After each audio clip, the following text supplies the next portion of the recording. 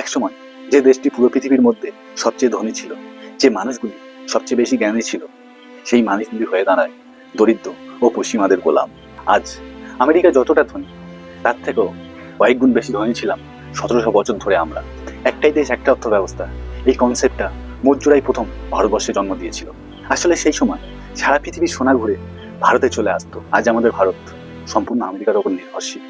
পৃথিবীর সবচেয়ে পুরনো ও বিকশিত সভ্যতা গড়ে উঠেছিল সিন্ধু উপত্যকায়। ভারতবর্ষ বহু সহস্রাব্দ ধরে ছিল এক অতুলনীয় অর্থনৈতিক শক্তি।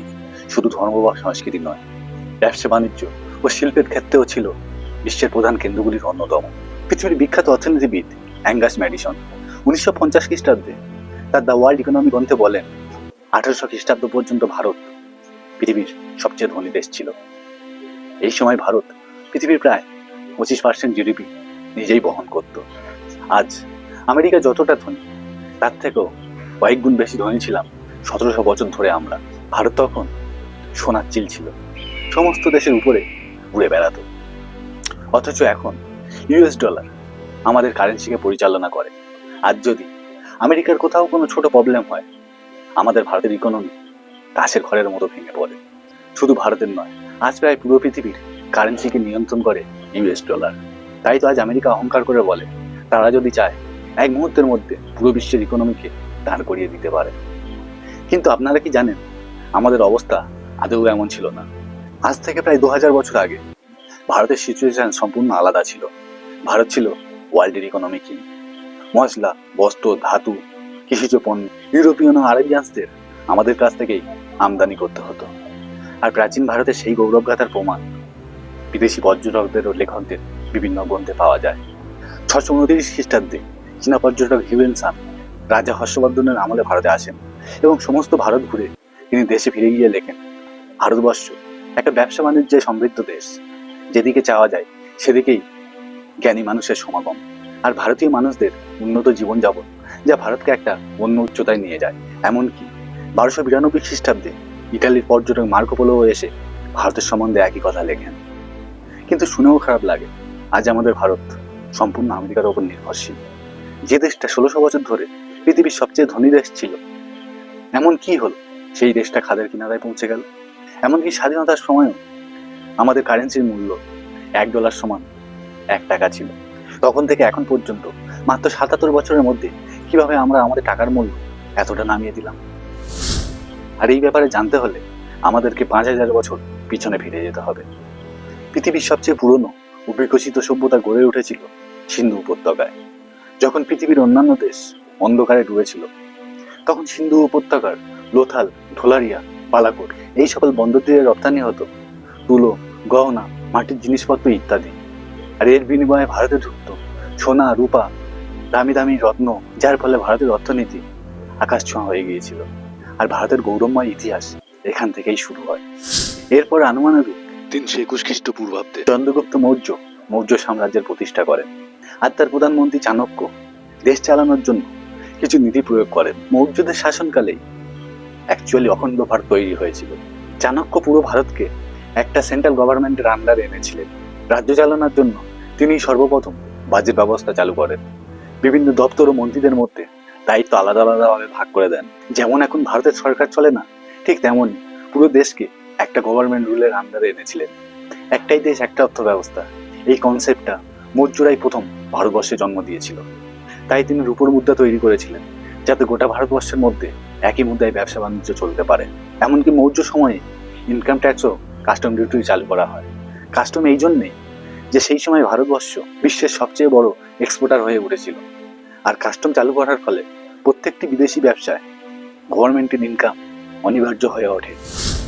আজ ঠিক চায়না যেভাবে সবকিছু ম্যানুফ্যাকচারিং করে, একটা সময় ভারত ঠিক এই কাজটিই করত।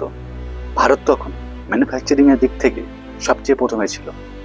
বাংলা ও গুজরাটের বস্ত্র, দক্ষিণ ভারতে মশলা, গঙ্গার দুই ধারে ধান ও গম, আর অন্যান্য কুটির শিল্প বা হস্তশিল্পের জিনিসপত্র সবকিছুই ভারত নিজে তৈরি করত এবং সেগুলোকে প্রক্রিয়াকরণের মাধ্যমে আরো উন্নত করে রোম, মধ্যপ্রাচ্য, দক্ষিণ পূর্ব এশিয়ায় রপ্তানি করা হতো। আর এই বিষয়ে বিখ্যাত রোমান লেখক প্লিনি দ্য এল্ডার 77 খ্রিস্টাব্দে তার ন্যাচারাল হিস্টোরিয়া গ্রন্থে লেখেন, ভারতের বিলাসবহুল জিনিসপত্রের প্রতি রোমানদের, বিশেষ করে রোমান মহিলাদের আগ্রহ বেড়ে গেছে।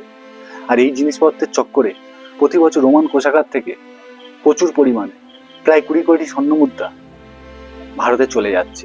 আর এটা যে কোনো প্রকারে আটকাতে হবে। আসলে সেই সময় সারা পৃথিবী সোনা ঘুরে ভারতে চলে আসতো, আর এর ফলে ভারতের অর্থব্যবস্থা পাওয়ারফুল হয়ে উঠেছিল। 3য় শতাব্দী পর্যন্ত ভারতে বিদেশ থেকে এত সোনা এসেছিল যে 319 খ্রিস্টাব্দে গুপ্তরা এসে রূপোর কয়েনের পরিবর্তে সোনার কয়েন চালু করে। গুপ্ত সাম্রাজ্যের সময় ভারত ওয়ার্ল্ডের 33 থেকে 35% জিডিপি কন্ট্রিবিউট করত, যা এখনকার আমেরিকার থেকে অনেক গুণ বেশি। এমনকি মুঘল আমলেও ভারতের অর্থনৈতিক অবস্থা মোটেও খারাপ ছিল না। 1600 খ্রিস্টাব্দে আকবরের শাসনকালে ভারতের জিডিপি ছিল 22.5%। ব্রিটিশ আগমনেও ভারতের 16% জিডিপি ছিল, যা চায়নার পরে দ্বিতীয়। তবে ভারতের এই 1700 বছরের অর্থনৈতিক আধিপত্যের পতন শুরু হতে থাকে গুপ্ত সাম্রাজ্যের পতনের পর থেকে। 5ম শতাব্দীতে হুন আক্রমণ এবং মধ্য এশিয়ার অস্থিরতার কারণে সিল্ক রোডের বাণিজ্যকে বাধাগ্রস্ত করে। এছাড়া ইউরোপে 476 খ্রিস্টাব্দে রোমান সাম্রাজ্যের পতন ভারতের বাণিজ্যকে অনেকটাই ব্যাহত করে। আর এর ফলে ভারতের বাণিজ্য ব্যবস্থা স্থানীয় এলাকার মধ্যে সীমাবদ্ধ হয়ে পড়ে। আর এই অর্থনীতি ভাঙতে ভাঙতে চরম পর্যায়ে পৌঁছায় ব্রিটিশ আমলে। 1707 খ্রিস্টাব্দে ঔরঙ্গজেবের মৃত্যুর পর সাম্রাজ্য ছিন্ন ভিন্ন হয়ে পড়ে। আর তার সাথে সাথেই ভারতের বিভিন্ন অঞ্চলে রাজনৈতিক অস্থিরতা তৈরি হয়। আর ঠিক এই সময় আগমন ঘটে ব্রিটিশ ইস্ট ইন্ডিয়া কোম্পানির। ধীরে ধীরে ইস্ট ইন্ডিয়া কোম্পানি নিয়ন্ত্রণ নিতে শুরু করে ভারতের একাংশের। আর সাথে সাথে ভারতের অর্থনৈতিক নিয়ন্ত্রণও ব্রিটিশদের হাতে চলে যায়। যে সকল কাঁচামাল দিয়ে ভারত নিজস্ব জিনিসপত্র ম্যানুফ্যাকচারিং করত, সেই সমস্ত কাঁচামাল চলে যেতে থাকে ব্রিটেনে। ইংরেজরা ভারতকে কাঁচামাল সরবরাহের বাজার হিসেবে ব্যবহার করতে থাকে। আর এই কারণে ভারতের হস্তশিল্প, মৃৎশিল্প এবং প্রায় সমস্ত ধরনের কুটির শিল্প ব্রিটিশরা ধ্বংস করে দেয়। মজার বিষয় হলো, যে সমস্ত জিনিসপত্র ভারত ম্যানুফ্যাকচারিং করে বিদেশে রপ্তানি করত, উল্টে সেই সমস্ত জিনিসপত্র ব্রিটেনের কাছ থেকে চড়া দামে কিনতে হয়। ব্রিটিশরা নানা রকম শর্ত লাগু করে সম্পূর্ণ কুটির শিল্প, হস্তশিল্প, মৃৎশিল্পকে ধ্বংস করে দেয়। ভারতের আয়করের টাকা, কোম্পানির লাভাংশের প্রায় পুরোটাই, ব্রিটিশ অফিসারদের বেতন, পেনশন, ব্যবসার মুনাফা সবই যেতে থাকে ইংল্যান্ডে। ভারতীয় মুদ্রা, ব্যাংকিং ব্যবস্থা, কর নীতি সবকিছুই ব্রিটিশদের হাতে চলে যায়। ভারতের অর্থনৈতিক সিদ্ধান্ত ভারতে না নিয়ে ইংল্যান্ডের পার্লামেন্ট ও কোম্পানি নিত। সোনা, কৃষিজ মালপত্র, খনিজ জিনিসপত্র, এক কথায় বলা চলে সবকিছু ব্রিটেন লুট করে ভারত থেকে নিয়ে যেতে আরম্ভ করে। আর এতে করে ভারতের অর্থনৈতিক অবস্থা একেবারে ভেঙে পড়ে আর ফুলে ফেপে ওঠে ব্রিটেন।